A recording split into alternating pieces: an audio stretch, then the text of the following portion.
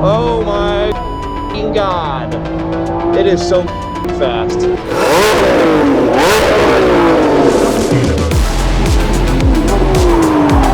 Oh my God. Jesus.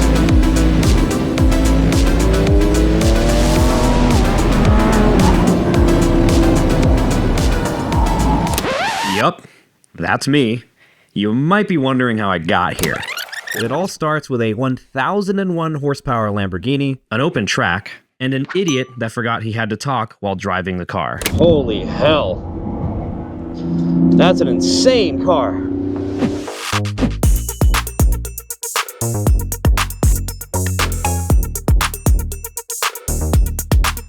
It's a whole new thing for Lamborghini, and the fact that it has a 6.5-liter V12 is where its similarities with the previous Aventador ends. For starters, it's a fully fledged performance hybrid with 3 axial flux electric motors, 2 at the front, 1 at the back. It uses a small 3.8 kilowatt-hour battery pack mounted in the middle of the car down the central tunnel to run the motors.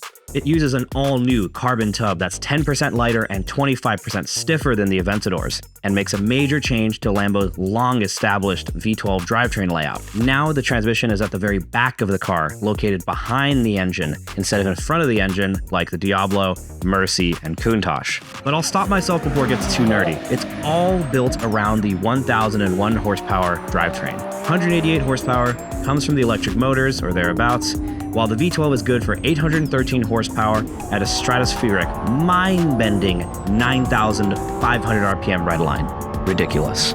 Now, I wish I said the rest of the script in the car while I was driving it, but let's send out our helmeted village idiot, who is also me in the past, out for his track session, and I'll translate his grunts and expletives for you.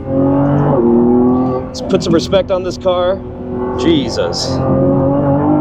Immediately, I could tell this was a potent machine, as evidenced by... Oh my God. It is so fast. Sage words. It was accurate though. The acceleration the Revuelto could generate was immediately and utterly shocking. It was so fast, it would simply wipe your mind clean. The thrust was unique to the Lambo, instantaneous and never-ending because of the initial shove from the electric motors and the 9,500 RPM redline to the V12. It sort of handed off to the very top. But what was most shocking wasn't the power. Lots of V12 Lambos have power. What impressed me most was something very un-Lamborghini-like.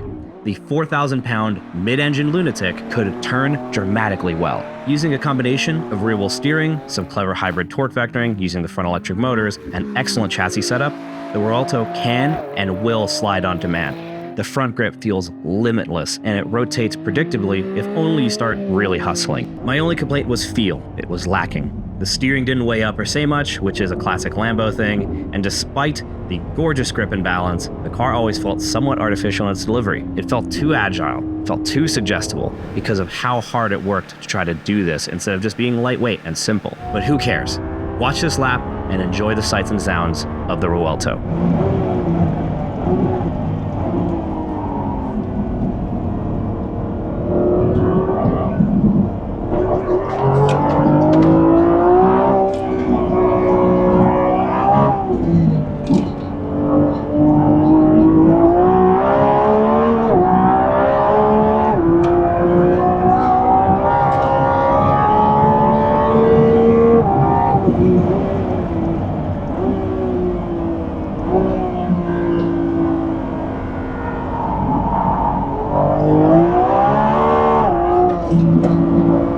So much power.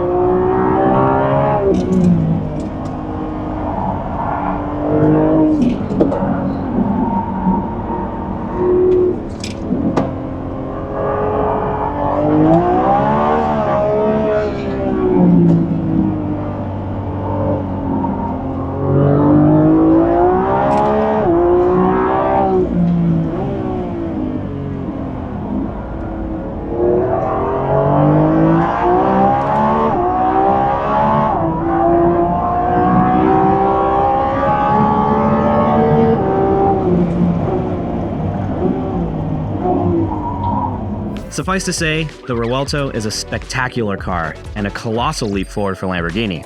It's a V12 Lambo that simply drives good. Not weird, not bad, just good. It has good ergonomics, doesn't do anything stupid or weird, it just looks crazy, and goes really fast. Not only is it a good car, but a car that celebrated the theater of the V12 and of hybridization. It did lots of little things and tricks. It made you hear the clutches as the hybrid system engaged into the transmission in the V12. It didn't shy away from the fact that it was a hybrid, it celebrated it, and it loved that it brought back the V12 using it. As with any good car, it goes beyond the objective.